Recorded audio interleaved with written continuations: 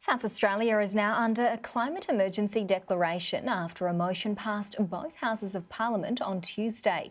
The opposition is pushing for the government to mark the occasion by promising no cuts will be made to the Environment Department in its upcoming first budget. South Australia is the first state to declare itself in a climate emergency.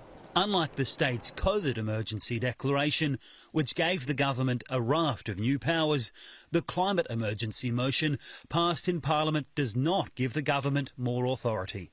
By itself, it doesn't change anything, except for one thing. It tells the truth. And that actually does matter. That is more than mere symbolism. The opposition unsuccessfully lobbied for the motion to include exempting the Environment Department from forecast cuts in this Thursday's budget. Without quarantining the Environment Department from cuts, all this talk about a climate emergency is just gesture and virtue signalling. Meanwhile, the Premier was spruiking a record spend on health in the budget. She is absolutely beautiful.